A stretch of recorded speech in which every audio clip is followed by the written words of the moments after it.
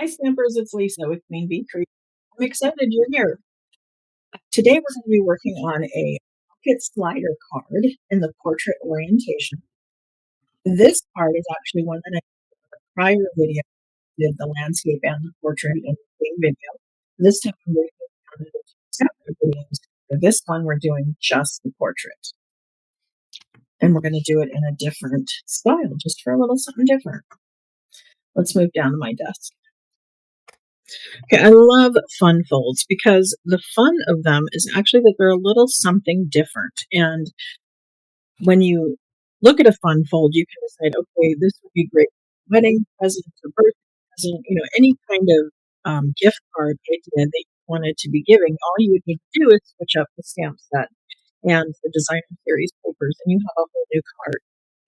We're going to continue to work with the sweet jar bundle because I wanted to do another birthday card, but I wanted to do it strawberry slush. We all know pink is one of my favorite colors. And so this we'll be working with. We're doing the on the go designer series paper. My first find it kind of wasn't my favorite. It's one of the big patterns. And of course I don't have a young child in school or college, so it didn't, scrapbooking at the moment much.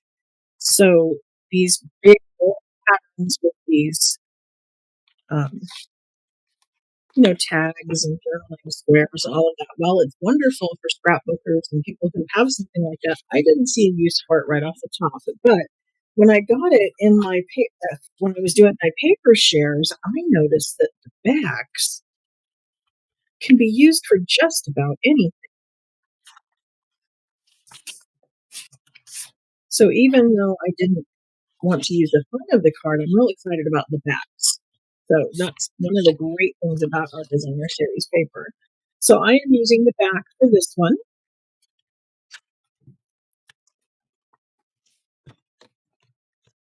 Okay, so this here is our base, and so we're working with 11 inches by 4 1/4, but then it's scored at 3 1/2 and 9. Okay, so it's going to make a gatefold in the middle here. And when I do this, I'll go ahead and burnish one side really well, and then I kind of arc the other side until it touches, and then I kind of roll back into and score this because I want to make sure that they're not going to overlap and they're not going to have too much of a gap. So if I kind of arc it in before I really burnish this score line, I make a match and then I use my bone folder to go back into it. Then I can be sure that I'm matching perfectly in the middle. Okay, so this ends up being 4 1/4 by 5 1/2, which is going to fit into our A2 envelopes. Okay, my little pocket mechanism inside is this piece here. So this is 7 inches by 3 1/2, scored at 1/2 inch and 5. Okay, the bottom one with the larger flap is going to be a valley fold. This one's going to be a mountain up here at the top. I've got some paper to decorate the front. So I have the top piece. This is 4 inches by 3 1/4. That'll be able to go up there. This bottom one is 4 by 1 3/4. Then for the front of our card, let's see, I have this piece here, which is 3 by 4. So this is 2 3/4 by 2 3/4. That's going to be the focal point on the front. And then I went ahead and I put some adhesive sheet onto a strip of strawberry slush so that I can punch out the jar lid. I'm not going to stamp it directly on the paper this time. I'm going to just go ahead and do the lid in cardstock. This is going to go on the inside. And so I was really mostly worried about the width. And then I wasn't so worried it had to go all the way to the bottom. I decided to make it perfectly square so you didn't have to worry about what orientation it was in. It's going to fit both ways. So this piece here is 3 1/4 by 3 1/4. That's going to be our inside center. Okay, then I have a piece of acetate and I have some more of the adhesive sheet. And I'm just going to use a little bit of this because what I want to do is punch out that jar from the acetate because I want to lay it over the top and give it the appearance that it's actually glass. And so how I do that is I put adhesive sheet onto my acetate on my window sheet here. Let's see, I cut it down to size. And then I'm going to peel off this. So my sticky is this piece here. And I'm going to put that directly down on the acetate. And this is actually, you can buy a window sheet or you can use the little pieces of acetate that are photopolymers that come on. That's what I use because I stick them to the inside of my case and then I have all these plastic pieces left over. But then I'm going to put it into the punch and put it out. And that's going to put an even layer of adhesive sheet all over the back. Well, I have the punch out. Let's go ahead and do our lid. Okay, have that ready.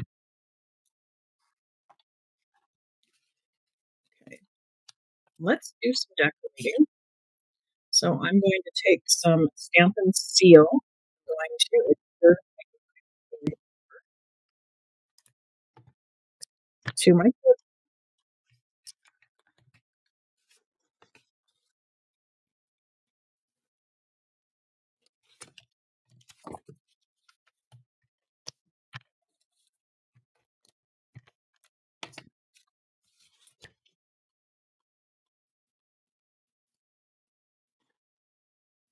So I'm just trying to make sure I have an even border all the way around.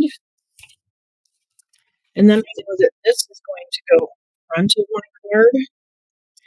And I want it semi-centered, so I want kind of the same distance on the top as is on the bottom. And then I want to make sure that my adhesive stays above the break of my card because I don't want the bottom of this square glued to my project. I only want it glued on the top. So when I put my adhesive, I'm only putting it on the top of this piece.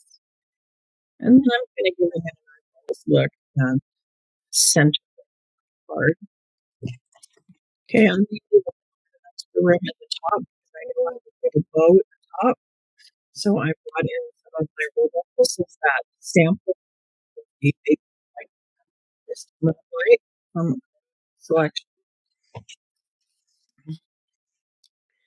Okay, and then with this pocket slide in and out here.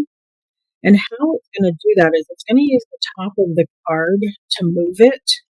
And so I want this piece actually adhered right here. Okay, I'm going to glue this down right here. And I'm going to do tear and tape so that it's got a nice, strong seal.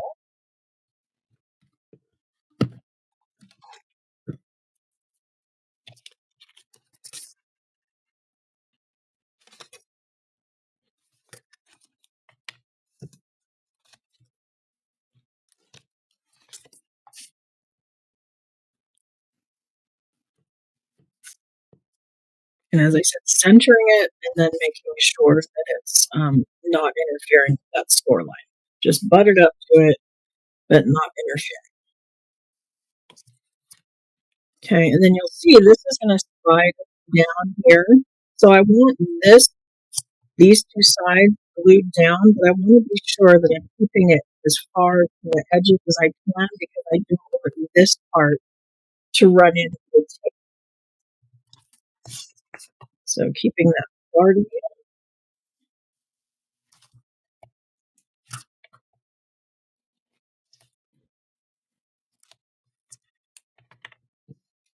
Okay, and then I'm not going to glue down these sides because my card goes cover side to side. Now the bottom piece, because those sides are glued down, that's going to keep it from falling out from the card while it's filling and stuff. But it'll give enough room that somebody can pull it out and use it when they're ready. So, but it compares it a little. So you want to make sure that there's a little finger hole, pull right here. So on this one, I used the heartfelt hexagon and just use an edge of it. This time I'm for 1 3/4 in front of a circle. Again, center, only doing a little bit. See, and that's going to work perfectly. And then we're going to put our center up here.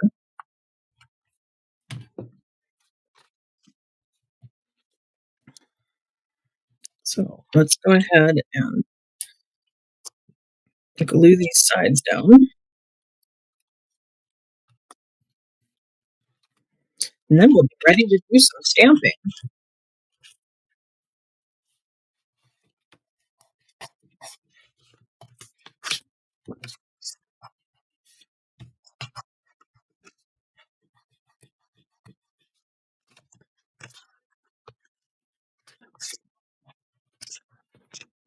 Okay, so that's going to take a little bit of,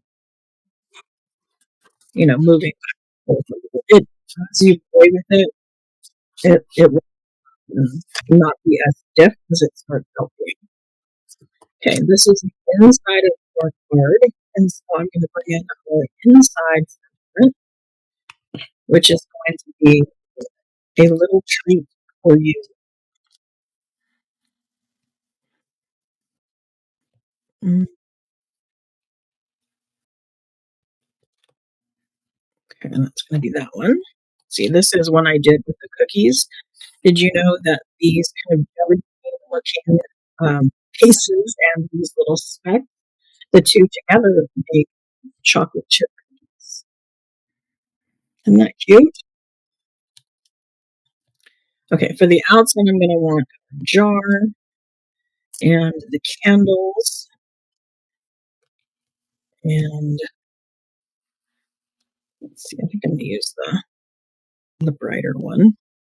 Oh, and then the single candle for the inside.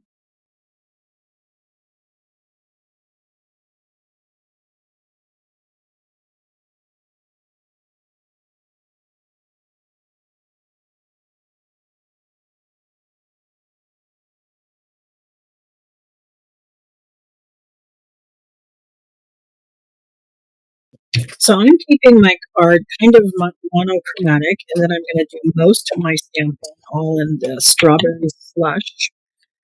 So I'm going to do a little treat for you.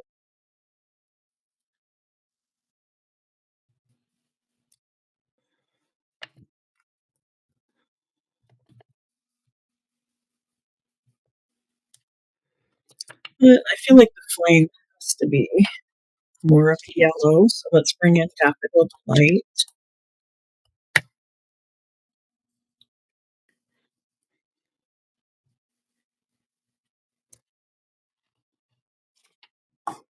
Okay, so that's going to go inside, and then for the outside,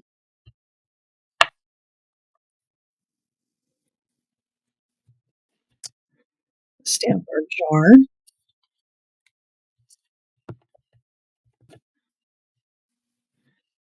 That's why paper has two sides, and why we did it here at first. There we go. A much better impression. Okay, then I'm going to come in with some candles.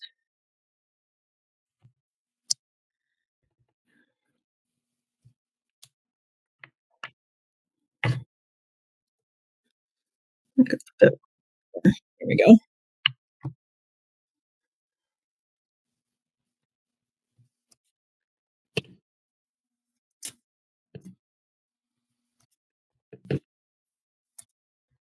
And then if you can, straight out from the top, standing up is a great idea when doing this. It allows you to get perfect placement. And then I wanted it to look like a jar, so I have my acetate here. So I'm going to peel off the backing.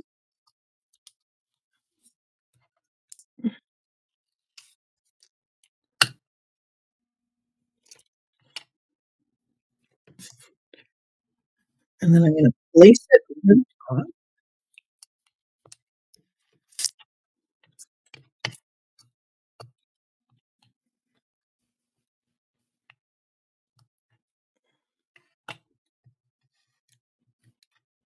And then we have the jar open.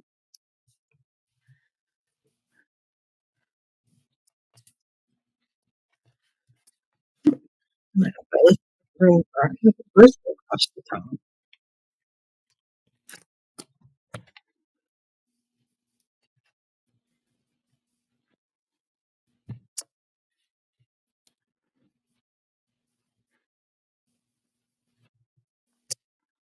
Okay, there we go.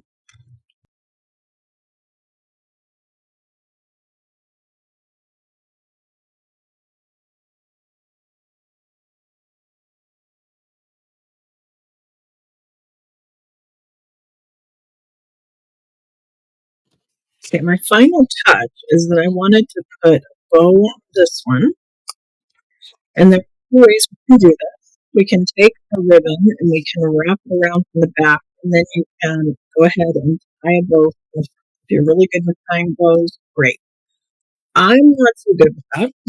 So I had my husband make me a bow maker, and these are really popular on my website because it makes it easy. Okay, I'm going to wrap the ribbon around here, and I'm going to make what I call a cancer ribbon in the front. I'm going to lap one over the other.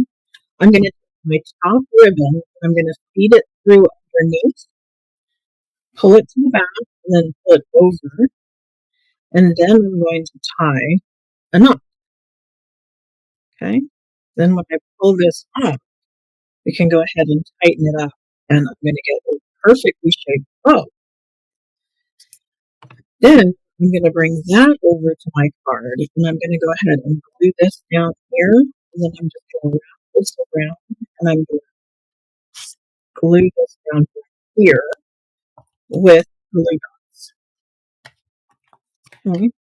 So my first step is that I want to place my bow where it needs to go. So I'm going to put a glue dot on either side of the bow itself.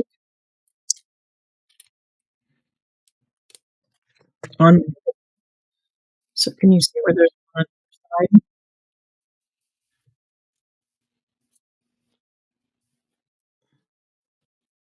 Okay, then I'm going to put my bow where it goes, and I'm going to push. So those glue dots are going to hold that where it needs to be. Then I'm going to want this side to wrap around to the back,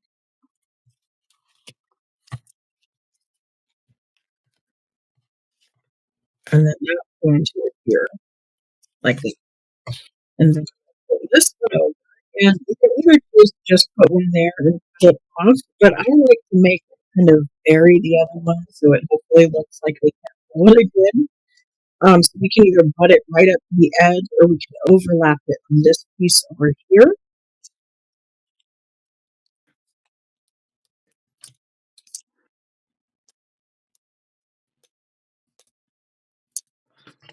Very well. Pull that off. Normally I suggest taking the ribbon to the glue dot and peel it off.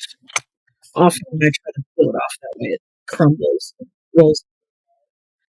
Okay. Okay, so I'm making sure that using my finger and something to make sure that the glue is stuck. There. Then I can turn off my edges. Okay. So there we go. A little bit of oats on twine, so you can use baker's twine. It's better for you. And again, don't glue down the sides or different. But there we go. Okay, so there we go. There is our portrait version of the pocket slider card. I hope you love it and you give it a try. Thanks so much. Bye.